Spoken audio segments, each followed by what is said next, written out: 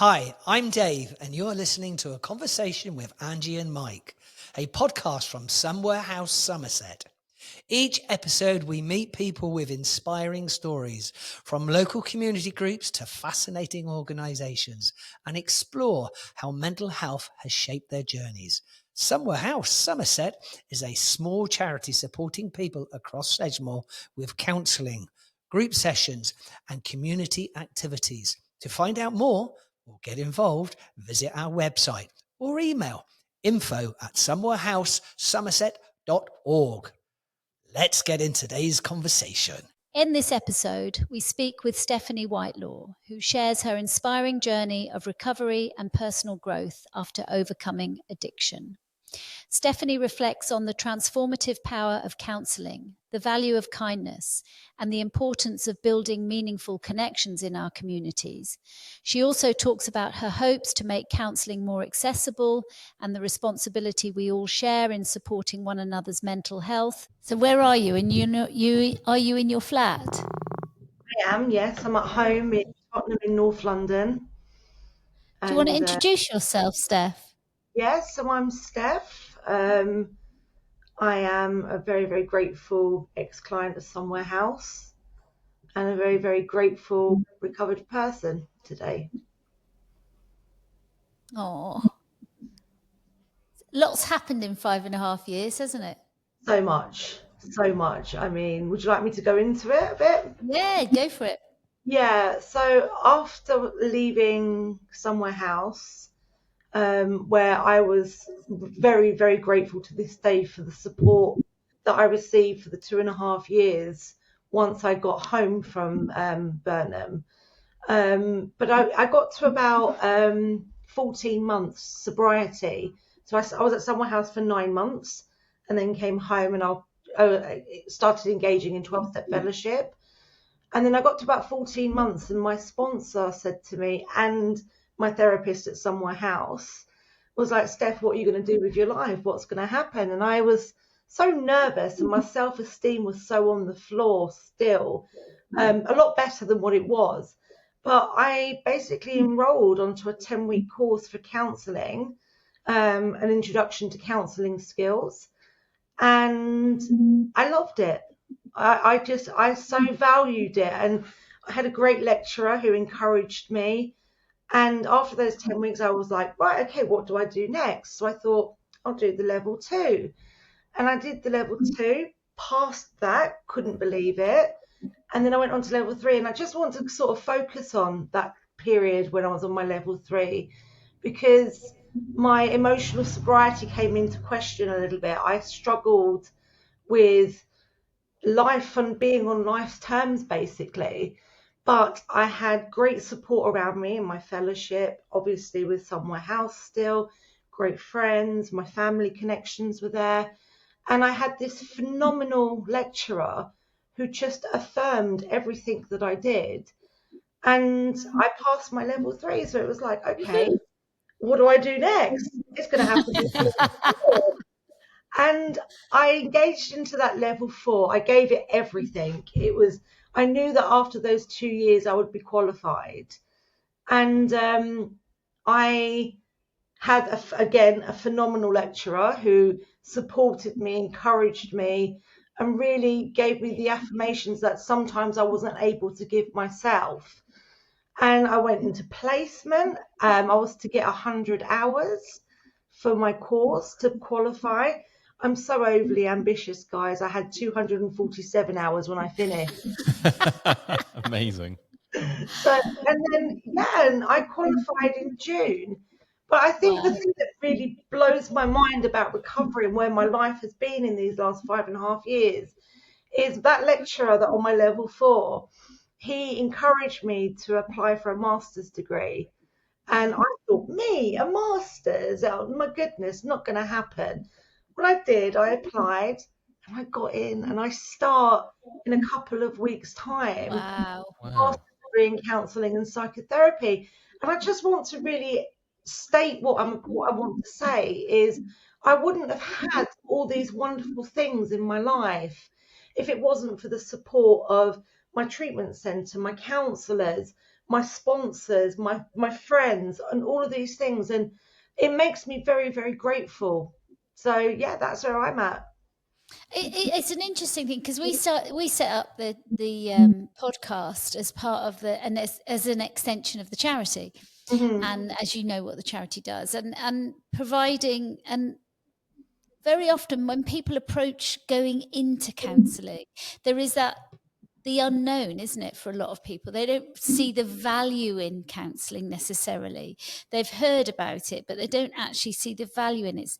So, as a professional, how would you describe the value of counselling? So I think from my own personal experiences of the counselling that I've received, it certainly opened my eyes up to the power of therapy and what it can do. If you want to change, you have resources that are available.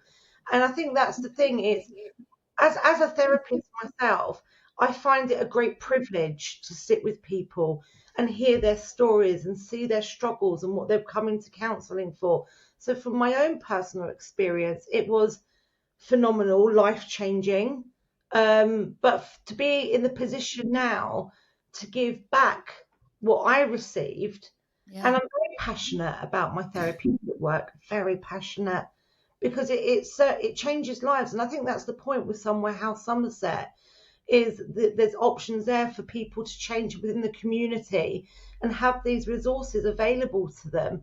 And I take my hat off, I do, because it's something that I really want to do later on in my career.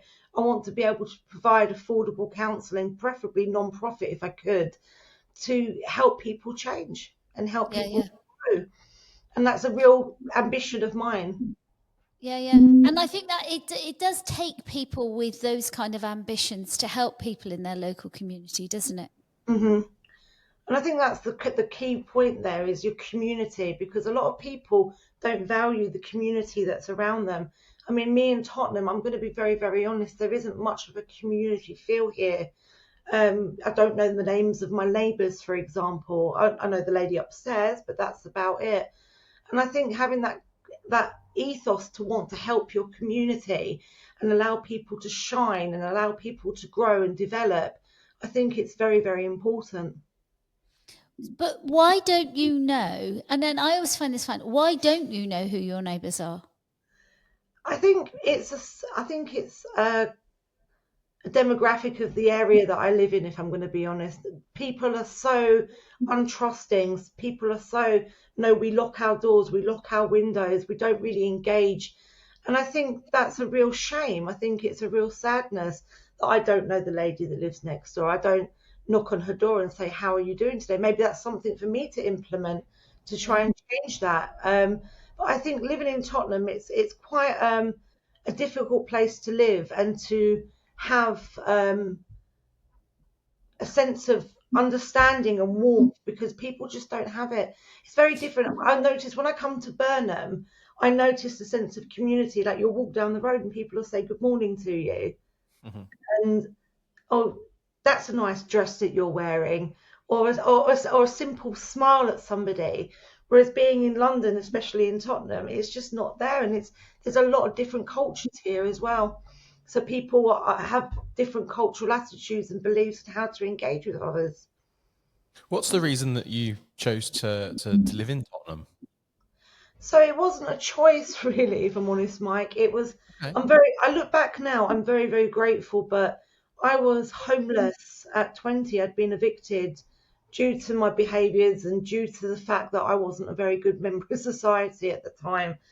And went through the homelessness unit, and this flat was what was given to me through that process. And it's funny, Mike, because I look back on, like, I've been here 20 years. I Wow. was never grateful for this property. I was never grateful to have this roof over my head. And I think now, I mean, my ultimate dream and goal is to live in the Outer Hebrides. That's what I really want to do. And what That's mad, cool. isn't it? But I want to work remotely and have a few chickens and a dog and just live a very peaceful life, because living in Tottenham for the last 20 years, it's a bit, at times. It can be a little bit, it can be, for the people that are not used to it, it can be very scary living here, I suppose. But and it's funny because I go to London and sit on the tube, and we'll always talk to the person that sat next to me, and we'll always smile at the person opposite me.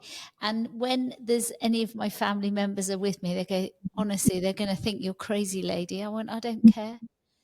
You know, it's almost like having those values and then following those values into all of your where you are, like whether you're in London or the Outer Hebrides or whether you're in Burnham-on-Sea, it doesn't make any difference. You are who you are. Absolutely. But I think the difficulty is there's a lot of suspicious thinking when you live, especially in Tottenham. If you do say, oh, hello, good morning to somebody, which I have done, they do look at you like you're the crazy lady that has cats at home kind of thing. But is that okay? I don't care what other people think. Is that bit where it's okay to just be, and if they think that way, then that's their prerogative to do so too. Yeah, I'll make it, let me make this clear. So I was brought up that if there's an old lady crossing the road, you help her across the road. Yeah. You see somebody struggling, you offer to help them. I've always had those values instilled in me. But I think it's because we do have such an influx of so many different communities within one community, it can be a bit scary, Angie, to be that vocal and to be that persistent to engage with others, because it's very, oh no, stay away, stay away. And I'm not saying that's entirely for the whole of Tottenham. It's just been my experience of where I live. And like, I mean, it's actually getting me thinking, to be honest, like maybe I should knock on my door and introduce myself to my neighbours. But it's quite as much as I love to be a friendly person, and I am a friendly person, I will, like you said, Angie, sit on the tube and tell someone my life story and engage with them in that sense. But they're going to get off at a stop and you're never going to see them again. Whereas in the community where I live, if I was to be as bold as to do that, I would be treated as the crazy lady that's got 20 cats living in her house with her. So it's a strange demographic. It's strange. I hear you. I mean, what's it like where you are? I mean, I know where you've moved to is a bit. Yeah, it's a small village. Everyone sort of waves at each other. Quite often, I'll drive through the village, and you get all these people that wave at you. And I think I don't even know who you are, and they just wave. I wave back and think they must have got the wrong person, or maybe that's what everyone does. I don't know, but it is funny, isn't it? How lots of people keep themselves to themselves, especially when they move to a new area. I don't know if that's because they're nervous about trying to fit in or what it is. But yeah, I think lots of people keep themselves to themselves a lot more than they perhaps used to years ago. Or perhaps they want to. Or maybe they want to. Perhaps they all have that kind of attitude. Or if I do that, I'm going to be seen as a crazy lady with 60 cats in a flat type thing. Maybe. But also I think because of the rise of social media, and you can, the world is a lot smaller now. You can talk to your friends in wherever they live in the world, as if they were your next door neighbours. So the world's become smaller. Actually, I don't really want my neighbour next door knowing who I am or what I do, because actually I want a bit of privacy and a bit of time to myself. Maybe that's how people view it. I don't know. But I always work on the premises. If you're walking down the street and you say good morning to somebody, you might be the only person that person has spoken to. And I think that's that bit. I don't want anything from that person. I suppose I want to give something to that person. Even if they want it or not, they're getting it. No, I do get you there. I think that, again, we live in this society where, if someone's ringing you or someone's trying to talk to you in the entrance to a supermarket, it's probably because they're trying to sell you something or they want something from you. And again, maybe that's why people aren't as vocal as to saying hello to the stranger walking down the road. I don't know. I think there's lots of different ways you can look at it. Should we set up a day? Speak to your neighbour. Speak to your neighbour day. Speak to your neighbour day. I think that would be lovely to do something like that. But I think I kind of heard what Mike was saying, that the world has got a lot smaller. Like, yeah. I know I'm 41 now. 20 years ago, you would say hello to your neighbour. You would know their names. You would know all about them. You'd know about their children, their grandchildren, the cat, the dog. You'd know everything. But because the world has got so much smaller, I think social media plays a massive part in this, where people are so locked behind their screens and conversing with friends that way. It makes it in the real world outside your front door a very alien place to be. And I think that's what young people are struggling with now. And if we look at mental health, for example, the rise in depression and anxiety rates in young people today, is that because the world's got smaller and you don't know about your next door neighbour anymore, and then you're sat behind a screen. And I think it's quite scary. But I have kind of conformed to that way of living. I'm used to being behind a screen now. So maybe it's about bringing it back, like Angie just said, say hello to your neighbour kind of day, and bringing those values and those traditions of ourselves back into the light. Yeah, and I'm not saying I do feel. I mean, I've got some neighbours from hell who have given me nothing but difficulties, and I don't particularly want to have a relationship with those people. But that doesn't mean everybody's tarred by the same brush. If you see what I'm saying, not everybody is like that, and so therefore it's about. For me, it's certainly about making an effort with those people that are my other neighbours that I can talk to. But I do feel that, like, where does your community start and finish? Your own individual community. Does your community start and finish on a screen, or does it actually start and finish with human beings? When was the last time you invited somebody over for a cup of tea or for dinner, or I greatly believe that making an effort. We've always got people around having dinner, Yeah. always, and be intentionally, because actually I think it's about giving to people, but also about not getting lonely. But that's a key word there, isn't it? The loneliness, because we hear about people saying, I'm isolated, I'm lonely. And maybe it is about us bringing back those values of, would you like to come for a cup of tea? And I mean, when I go to the Outer Hebrides, I'll give you an example. When I have the pleasure of going to the Outer Hebrides in the past, the neighbours will invite you in for tea, cakes, and sandwiches. You knock on the door, and it's very, if you refuse tea and cakes, it's very, oh gosh, no, you're not supposed to do that. But they have that sense of community. They know that the people in their village, there's always provisions in the house for those teas, those sandwiches, those cakes, and everything. Maybe it's about embracing the values of what we used to have, and understand that life has changed, but we can still be kind in our conduct. We can still be thoughtful. We can still be endearing to others and making sure that they're okay. Yeah. Because I think that's what it is. It's that loneliness, Angie, you're talking about. A lot of people are lonely. Well, yeah. I mean, it's funny because we've had this when Mike's just started to learn to cook, and it's like and he's made loads of plum jam and brought some over the other night. And it is that bit, isn't it? It's about sharing what you've got and kind of giving. I know you make a jar of plum jam. There's nothing wrong with going knocking on your neighbours and said, "Look, I've got loads of plums. I've made you. Would you like a jar of jam?" Give it to, or put it on their doorstep. We had somebody on the podcast once that used to put flowers on people's doorsteps, That's didn't we? right, yeah. And she'd put flowers on. Nobody would know where them come. But could you imagine if you put plum jam on everybody's doorstep? Yeah. Nobody would know it's you, but it's No. a way of being part of a community. That person says, "Oh, did you get a jar of plum jam on your door?" Do you know what I mean? It opens those conversations, doesn't it?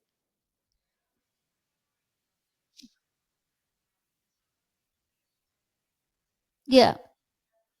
And pick it up. Why are you expecting everybody else to do that for you? Yes, you pay council tax. Yes, it is a community, but the community isn't there to service your needs. It's there for you to be a part of. So, go and do your bit. Go and do your bit to help. And one of the local councillors commented back about how he's ensured that the local authority have spent, I think it was £500,000 repairing or resurfacing the roads in that area of her community in the last 6 months. And I just think even the councillors got the wrong response there. This isn't about how much money has been spent in an area. It's about actually the community taking responsibility for things themselves. If you're in America, you are responsible. It Yeah. is your job to go out and clear your path if there's snow on your path, to make sure that your area outside your property is clean and tidy. Yeah. And if they don't, they fine you.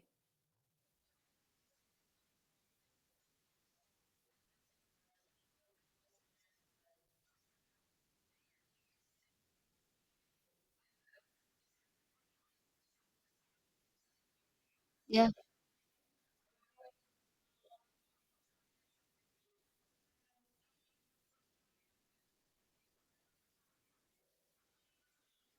Mm. yeah,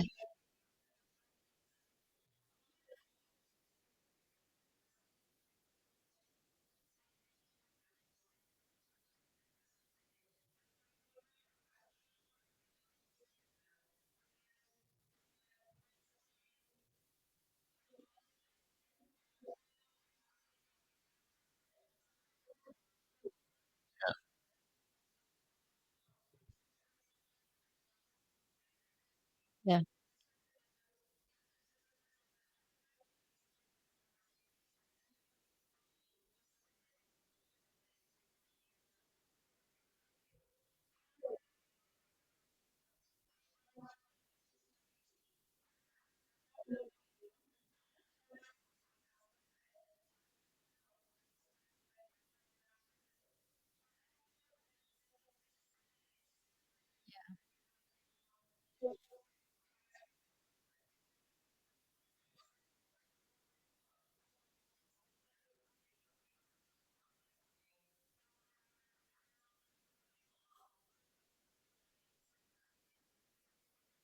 I yeah, I think you're absolutely right. I think people have become overly reliant, um, and I'm going to flip this now and almost go back on what I said and be a bit controversial. But you know, taking fly tipping as an example, there's lots of fly tipping around Somerset because, unfortunately, there's a lot of the tips are only open. Recycling centres, I suppose we should call them, are only open on certain days of the week and certain times of the week, and there's plenty of I'm going to use the phrase "a man with a van," but there's plenty of men with vans around who are willing to pick up rubbish and get rid of it for 20 quid, who are perhaps not licensed to pick up rubbish, don't necessarily get rid of the rubbish properly, and sadly dump it in farmers' fields.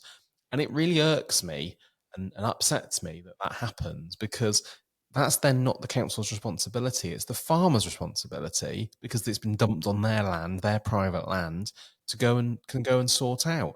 And it really frustrates me that that happens because the councils don't let commercial vehicles into their tips. The tips are only open certain days of the week. You can't tip this, you can't tip that.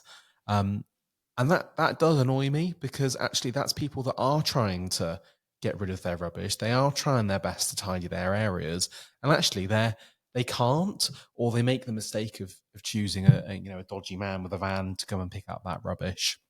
I try my best to recycle, which is incredibly complicated. I don't know what it's like in London, but I find it incredibly complicated to recycle here.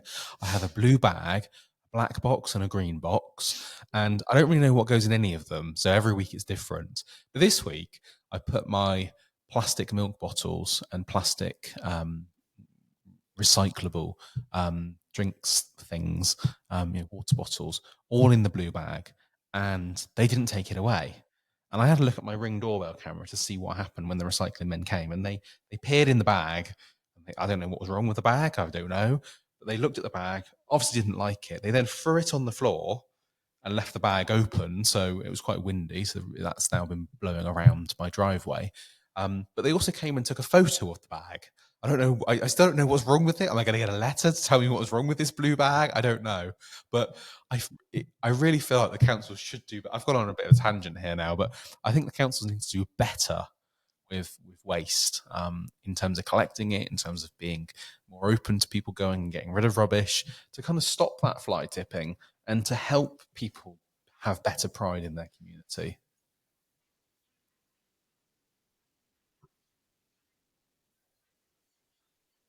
Yeah. Hmm.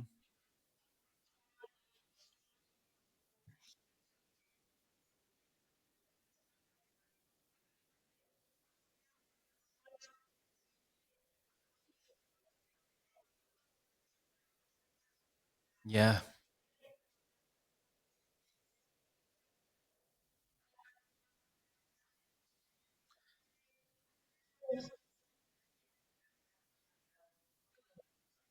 No, I think you're absolutely right, but I think it's also about incentivizing people. There's so many countries, particularly in Europe, where actually you're rewarded for recycling. You know, if you go and put 10 plastic bottles in the bottle bank, you get I think it's like 10p. It's not a lot of money, but it's that kind of, you're making it a game for people. You're making it, you know, you recycle and you get rewarded. Whereas we don't have that here. And maybe that's just that step change that we need. We used to, because I remember as a child, if you took the glass bottles back to the shop or wherever, they gave you so much money back on it. And in fact, they do that in Australia. So in Australia, you recycle, they give you the money back. Yeah, and I think that's where our government and our councils have got it wrong, because that then becomes commercial waste, and the government aren't interested in commercial waste. You have to pay a commercial contractor to take your waste away. So all these shops that take in that waste then have to effectively pay to get rid of it. They can't use the council's recycling facilities to then go and recycle that properly, or do whatever it is they need to do. I just feel like they've got that wrong. Yeah, somebody's got it wrong. But I think that, we never used to have, we'd have dumps, didn't you? You go to the dump and you dump your stuff. Whereas now you've got to recycle everything and break it all down. But I think sometimes people just can't be bothered. It's laziness as well. It's not just the council giving them money. Also, I remember we live on a main road, and but it's quite a remote main road in that sense. And people just throw stuff out their car doors, car windows. They just literally chuck it. And I'd like to go along and pick it all up. I don't have an issue about picking it up. I'm not bothered. But it's a 60-mile-an-hour road. Yeah, it's dangerous. It's dangerous for me to do that. And then what do I do with it? Yeah. Because that's the other thing. I don't have the facilities to then recycle it. I read an article, it's a while ago now, but I read this article about bins in shopping centres, particularly ones that are, these out of town shopping centres where there's 20 different branded stores, massive car park, and it was talking about how sometimes there's like one bin. There isn't any, is there? Or no bins. Yeah. And again, I think that comes back to, because that means that those commercial organisations have then got to pay to get rid of that rubbish. So and they don't want to do that. No, and what happens is people are, disrespectful, and they just fly it out their window, or they put it underneath the car they're parked next door to. It's crazy. Yeah.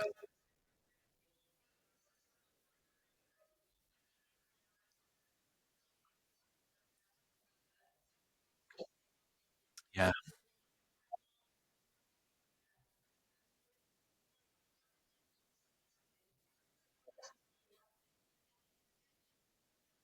Mm.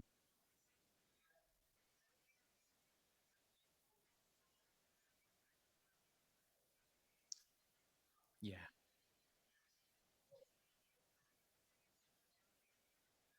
It's that lack of pride, isn't it, in the community? And then that comes down to that coming back to talking to your neighbour again, isn't it? It's about what's your priorities as an individual, what are your values and your beliefs as an individual, and pardon me, and how does that impact on your mental health? Because I think all of this does. When I walk down the road with a horse, because that's the only time I walk down that road is if I'm on a horse, I think, oh my gosh, this looks awful. It's terrible. It's not nice, blah, blah, blah, blah, blah. What can I do about it? But it's like, I feel like I have a duty and responsibility to do something about it. Do other people feel that they have a duty? Like, if you know that somebody's had a bereavement, would you go and knock on their door and say, do you need anything? Would you give, what are your values and beliefs around that? Because I don't think people necessarily consider that anymore at length.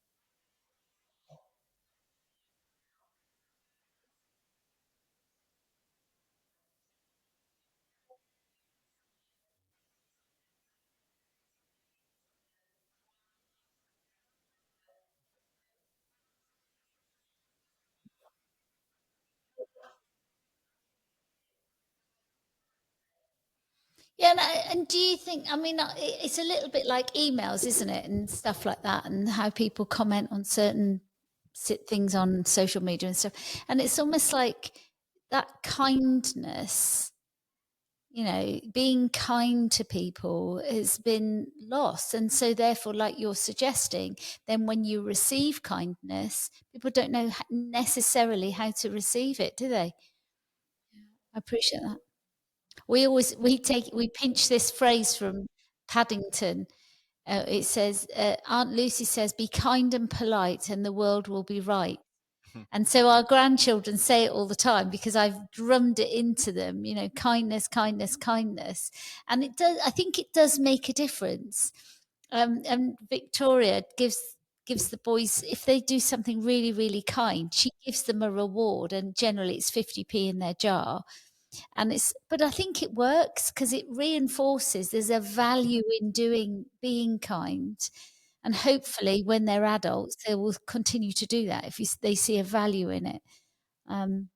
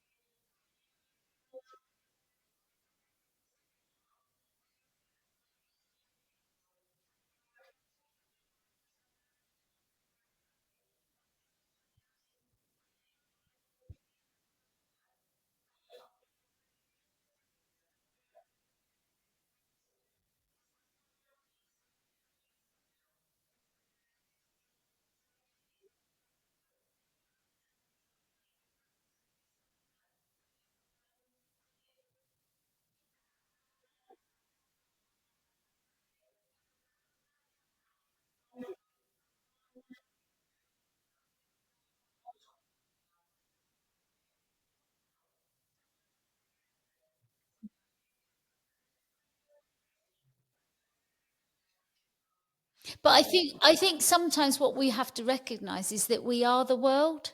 I know that sounds ridiculous, but it's almost like we all have responsibilities to be part of that world, and we choose our own worlds. I mean, you can't choose Yeah. how somebody responds to you. I don't think you can do that. But what you can do is you can still hold your own values and beliefs in place. And if everybody thinks I'm a nutter because I say good morning to them every day, I don't care. I'm not going to stop doing it because somebody was vile. I'm just not. I'm going to keep doing it.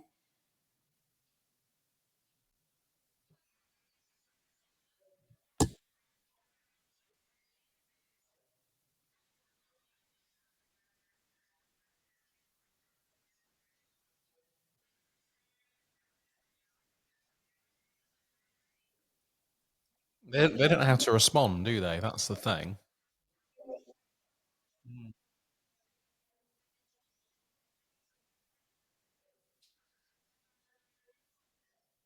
But if you're walking past somebody and they're like that, and you go morning, and you just walk past, you're going on. You're not asking them for anything. You're just carrying on. But that interaction could change somebody's life. It might not, but it could. Sorry, I interrupted you, Mike. It's okay.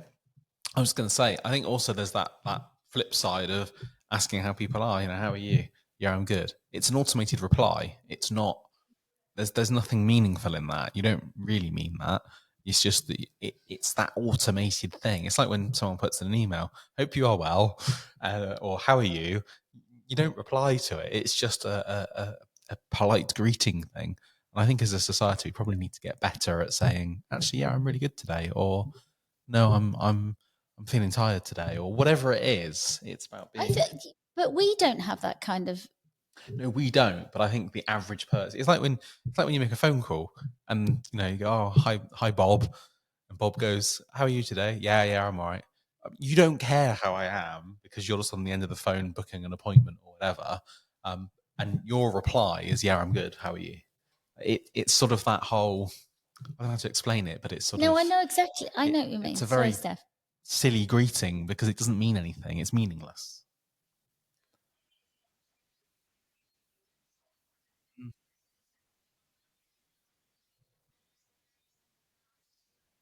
Yeah,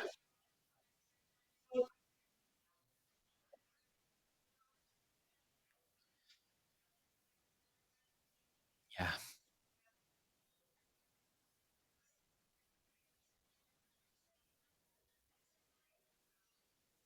exactly.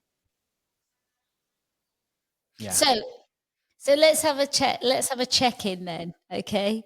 How are you feeling, Mike? yeah. I'm doing good today, thanks. But How? are you? Yeah, yeah. Even I'm with your good. sore toe? Even with me sore toe, yeah, I've got a sore toe that Andy's telling everybody about. How? I can't speak. How are you today? I'm okay. I'm okay.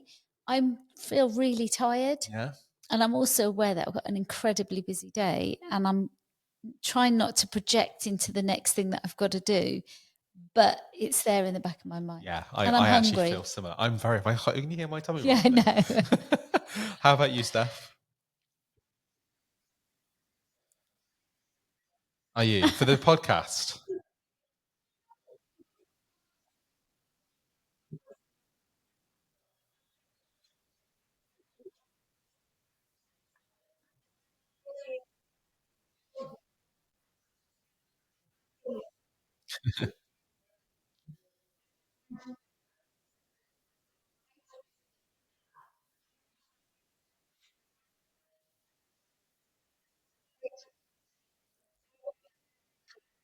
Waiting for it.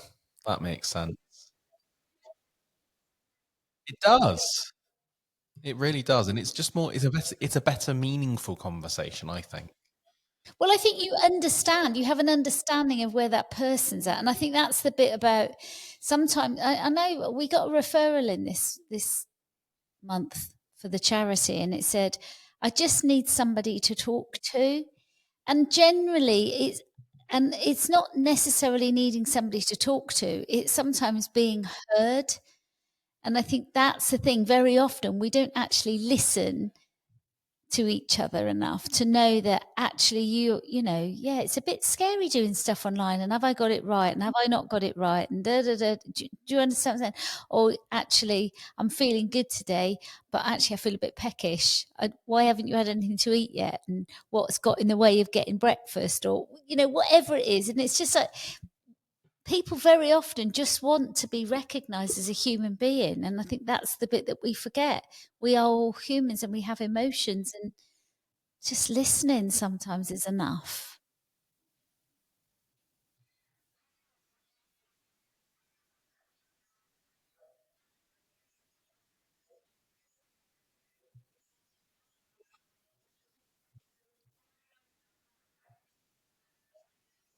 No, no, no. Yeah.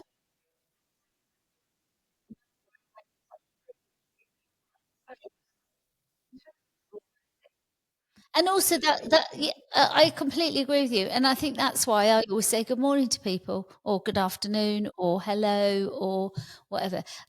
I do get weird looks, I hasten to add, but I don't care. I really don't care.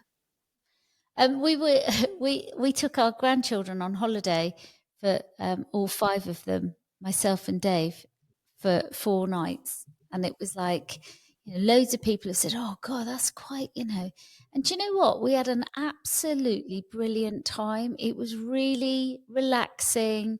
Okay, it was busier. I'm running around after five children and Dave. But it was like, it was so nice. And I think people are quite shocked that I found it so relaxing because, I'm tired, but it was relaxing. And I think part of it is that perception. It comes back to perception, doesn't it? We all have different perceptions about different things. And it's about it. Just because we were taking five young kids away didn't mean to say it was going to be chaotic and awful and blah, blah, blah, blah. It was. It actually was brilliant. We had a lovely time, and they want to do it again, and we want to do it again, which is a good outcome, really. But it's that people look at you in a certain way and make a judgment. Whether you like it or not, they're going to make a judgment. Like a judgment about whether you take your five kids away or do you understand what I'm saying? I do.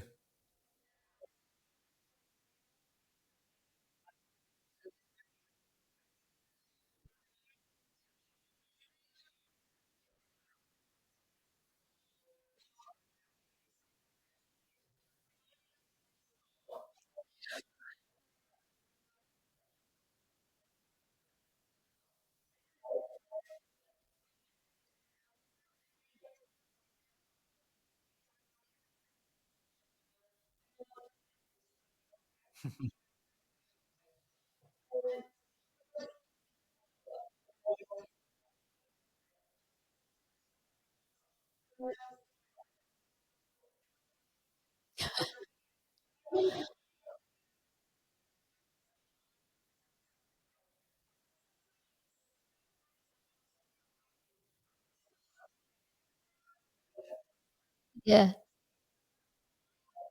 yeah, yeah,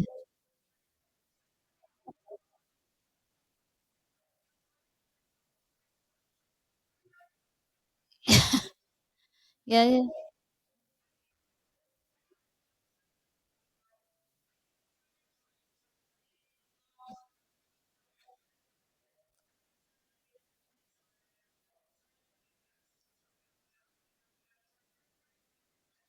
yeah,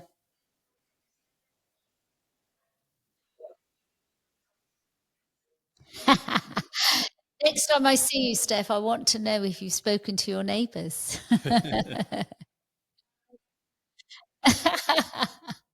So your next steps are to go and do your master. Obviously, are you working now and everything?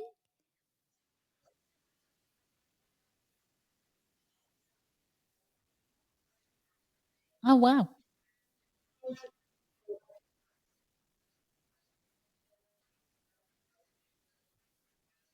Yeah, yeah.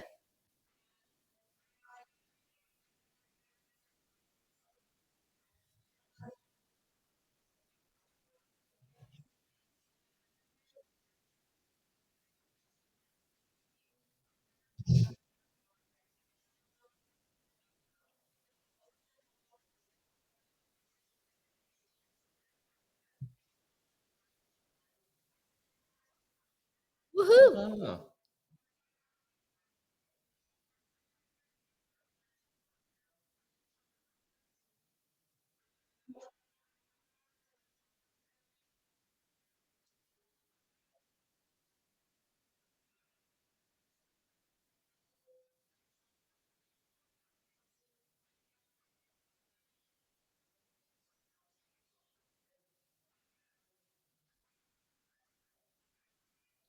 Oh. Sounds good. And when are you going to move to the Outer Hebrides?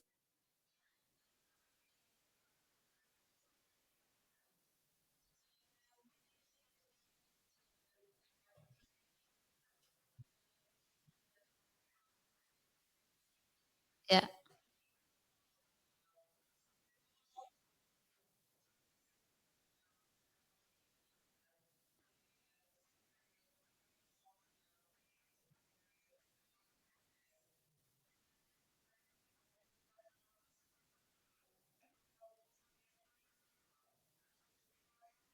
Yeah, yeah.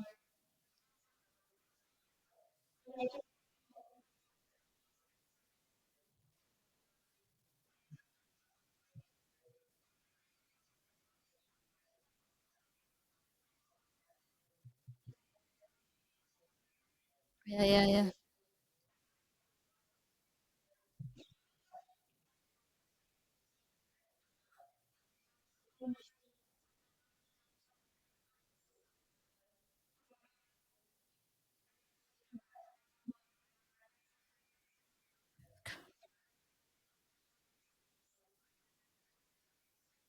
Yeah.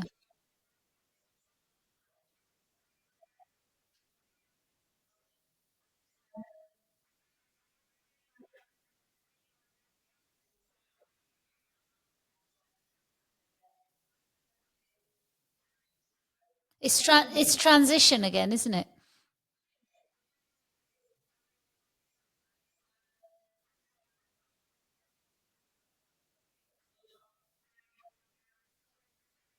Yeah, yeah.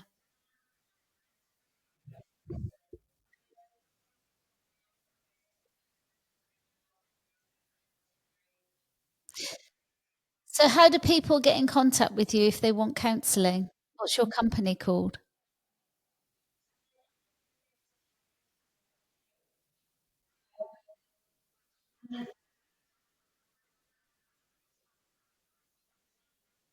Uh-huh.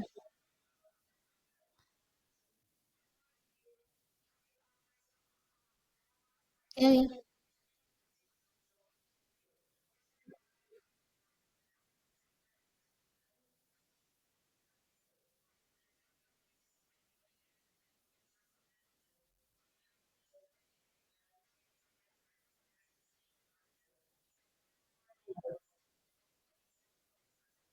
Yeah, yeah.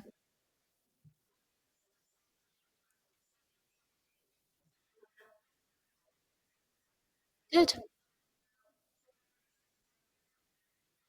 Wow. Wow, that's pretty amazing. Well, thank you so much for coming on. Really, it's been absolutely brilliant and for sharing your experience and also, for giving back because that's what's really important about all of this. And let me know when you've spoken to your neighbour. Thank you for coming. Thanks very much. You take care. See you soon.